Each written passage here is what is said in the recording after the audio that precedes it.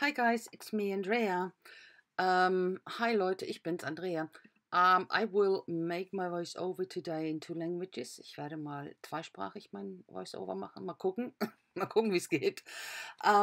Ich werde heute eine Seite machen und den Hintergrund erstmal nur mit Inks, Distress Inks und Oxides, ein bisschen hier ein Resist machen mit dem Stempel und Versamark und werde dann Clear Embossing Powder nehmen und dann mit den Inks on top, also auf der Oberfläche wischen und ja, einen Resist machen. I'm making or trying to make a resist here. I'm working with Versamark and put some clear embossing powder on top. And I will work later with inks. It will be distress inks, the normal ones, and the oxides, a few of them later. Because a resist works much better with the distress ones, not the oxides. You can see it in the background, but it's better with the normal ink. Also mit den normalen Distress Inks kann man ein wesentlich schöneres Resist machen als mit den Oxides. Das geht zwar, du kannst schon was sehen, aber ja, es ist mit den normalen Distress Inks besser. So, melting it here, schön schmelzen und dann geht's weiter. Wenn das kalt ist, now it's cold, I can go on. It's the normal Distress Inks. Das sind die normalen Distress Inks und ich starte hier mit den helleren und bleibe hier so im Grün, Gelb und dann Türkisbereich. Starting here with the yellow ones, and I will stay with the yellow, green, bit of orange, I don't think I'm using orange, and turquoise here, this peacock feathers and evergreen burrow. Bleibe halt hier in diesen Farben. Die Oxides benutze ich später noch auf den nicht bestempelten Flächen. Und zwar wollte ich die haben, weil die sind kräftiger, die sind wesentlich kräftiger. Ich wollte es noch leuchtender haben. I'm using the oxide on the areas where there's no stamping because you can see it here now. I wanted to have it brighter because I think the oxides are much brighter color-wise, so that's why I did it here. And in the middle, of course, in der Mitte auch das Peacock Feathers. Und dann natürlich, of course, a bit rote, ein bisschen Wasser muss noch drüber, to activate the oxide effect, dass eben der Oxide-Effekt schön durchkommt. Da sprühe ich jetzt so einen Wassernebel drüber. A bit of water on top and let it dry. So, nach dem Trocknen mache ich dann weiter. Aus demselben Stempelset nehme ich dann hier so ein bisschen den mit Script. Ja, mache also mit Versamark hier, oder Versafine. That's from the same stamp set. I'm using this one. That's a Tim Holtz stamp set. And stamp a bit in the background. I wanted to use it as a landscape. Ich wollte es eigentlich so benutzen hier, aber es wird dann hinterher doch hochkant. But I have to use the portrait later. You will see why. At the moment, I'm using my little treasure box, where all my leftover bits are in. Das sind alles meine Überbleibsel, die ich in meiner Box hier neben mir habe. Und jetzt versuche ich dann für die Seite was zu finden. I'm always trying to find something what fits, and these bits, they are giving me ideas, it's so inspiring. I have a background and then I go on with my leftovers and that is what gives me an idea. Und ich mache ja immer erst den Hintergrund, wenn ich sowas mache mit meinen Überbleibseln. Und im Prinzip geben meine Reste mir dann schon die Idee, wie geht's weiter. Und natürlich orientiere ich mich auch an dem Hintergrund, was passt und was nicht. Es sollte schon Sinn machen irgendwo. Und at the moment I'm still trying around what may look nice, what not, and but what I put away now I won't definitely use. Was ich jetzt alles schon weggepackt habe, das will ich auf jeden Fall nicht benutzen. Das war mir schon mal klar. Erst habe ich gedacht, hier diese Metallblumen in einer Reihe. Thought about using all these metal flowers here in one row, but no, would have been nice. But then this lady here, I cut her out from somewhere. She's a bit of a burlesque dancer figure, isn't she? Sieht ein bisschen aus wie eine Burlesque-Tänzerin. Und habe ich gedacht, das passt zum Hintergrund. I think it fits with the background, this old fashion or old style background. A burlesque dancer, that might fit.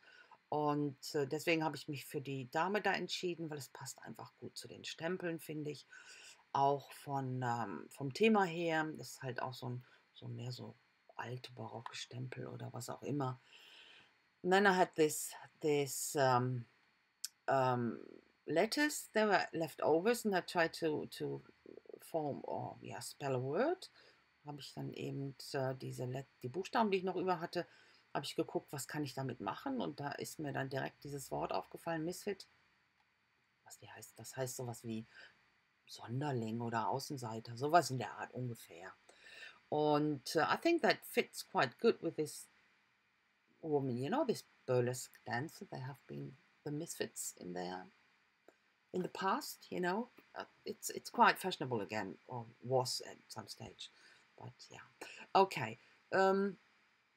The black is of course against this black corrugated cardboard wouldn't fit, so that's why I put some orange on top first, but it won't stay like that. Und die schwarzen Buchstaben hätten natürlich jetzt auf der schwarzen Wellpappe, das hätte nicht, das würde man sonst nicht sehen, das würde nicht hervorstechen. Darum habe ich mich entschieden, die zu kolorieren, genau wie den Rahmen habe ich natürlich koloriert. Klar, das ist eine Verpackung gewesen, das wollte ich nicht so lassen. Ich habe erst ein helles Rot genommen, aber jetzt nehme ich halt so ein Bordeaux noch dazu, weil ich denke, das passt zu einer Burlesque-Tänzerin viel besser. I'm using this Bordeaux paint because I think the theme fits better with this color, you know, this burlesque dancer with the Bordeaux darker color. And I want to have her stick out of that window frame or that frame. So will ich sie haben. Und sie soll halt diese Blume hinter ihrem Rücken so halb halten, verstecken. Und she should have the flower behind her back and sticking out. And as you can see, the orange wasn't quite right. I didn't like it. Also ich mochte das Orange nicht wirklich. Und habe dann, das ist noch nicht ganz trocken, erst so ein bisschen weiß jetzt auf die Wellpappe, a bit of white, here gesso on the corrugated cardboard. It was too boring.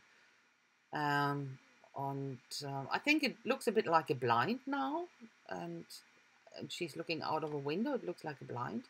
So, ich denke, das sieht jetzt so ein bisschen aus wie eine Jalousie, passt doch so, wie sie aus dem Fenster schaut. Gut. Und wie gesagt, die Buchstaben sind nicht ganz trocken, und mit dem Gesso jetzt drüber, das gibt dann so eine schöne distressige Oberfläche.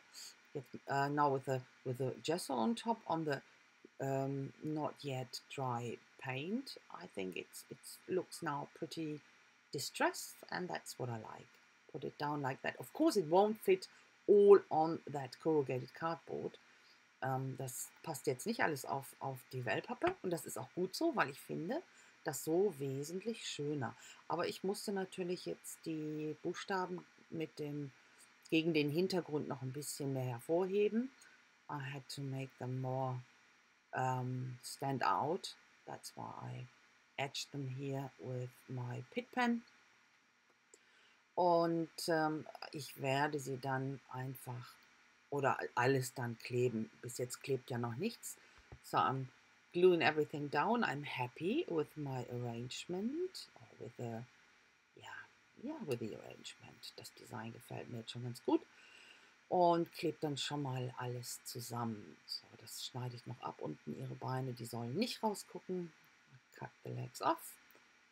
And glue it down. Okay, so. Ja, okay. That's very important. Where to put it?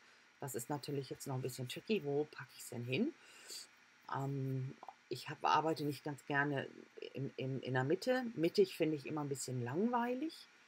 I think center is always a bit boring. That's why I never, or most of the, I never, oh, 90% of my stuff is not centered. So um, the metal I will glue down with normal glue. That will stick afterwards. Takes a bit longer.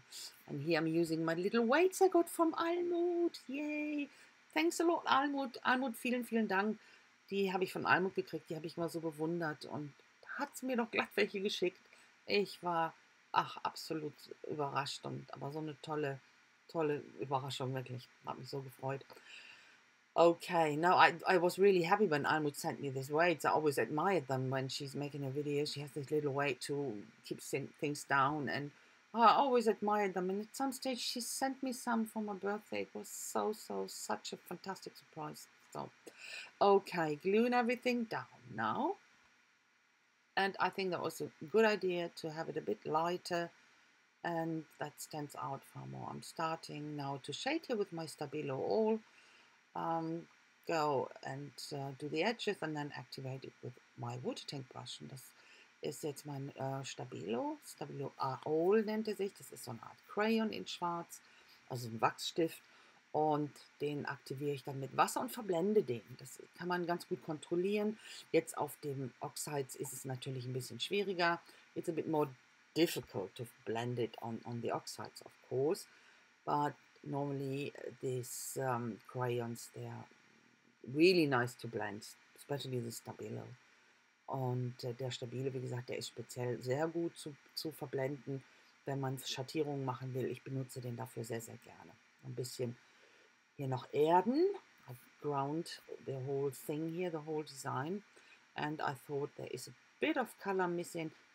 Her feathers on her head have a bit of colors. I've done that in the past when I cut her out. So, and I think her dress could do a dress. It's not really a dress. Und da habe ich noch ein bisschen Farbe brauchte ich noch auf ihrem schwarz-weiß Unterhemdchen da. So, und dann benutze ich nochmal den Stabilo hier für die Buchstaben. Aber ich werde das nicht mehr mit Wasser aktivieren, sondern lasse es einfach so. I'm not activating that with water. And yeah, something was missing, and I thought about splatters, but then I have my Novos now. I will use them in white and in black. Ich habe ja jetzt meine Novo-Tropfen hier und habe gedacht, die nehme ich anstatt meine Wassersprenkler zu machen. Und ich benutze beide einmal in weiß und schwarz. Ich habe mir gedacht, das balanciert es gut aus, weil ich habe auch im Hintergrund schon weiß und schwarz, also wirklich gefehlt hat das nicht, aber ja, noch ein bisschen einrahmen hier, Framing with Black to finish it off. Das ist für mich immer noch so ein Einrahmen, so die Augen der Betrachter irgendwo im Bild auch festhalten. A bit of black here and there was missing, and I used my Pick Pen stuff here on my craft mat and just rub it in with my fingers. Benutze hier einfach nur meine Finger, um das ein bisschen einzuarbeiten. Ein kleines bisschen von Schwarz noch hier und da, einfach so ein Hauch. Man konnte ich natürlich nicht widerstehen, so meine Sketchy Lines zu machen. Musste ich unbedingt machen. Das fehlt sonst, wenn ich das nicht mache, fehlt mir was. My Sketchy Lines, of course, can't be missed. That's something I really like to do, and I think it makes a page a bit more looser. I really like to do that. So that's why I don't need to say why, do I? No, I like it, just like it. And that's a close-up already. So, jetzt seht ihr schon mal das Close-up. Das war's dann schon. Ich hoffe, ich habe euch nicht so genervt mit dem doppelten Deutsch und Englisch. I hope I wasn't too annoying with having both languages or using both language in the voice-over. Hope you like it. Ich hoffe, es gefällt euch und ihr lasst mir einen Daumen hoch da. And you will leave me a thumbs up and a comment even. Ihr könnt auch gerne kommentieren und teilt das Video. Das wäre so super. If you share the video, that would be fantastic. So, thanks again for watching. Vielen, vielen Dank fürs Schauen, Leute. Hope I see you again soon. Ich hoffe, ich sehe euch bald wieder. Bis dann. Ciao, ciao. Bye, guys. Have a fantastic time. Habt eine super Zeit. Tschüss.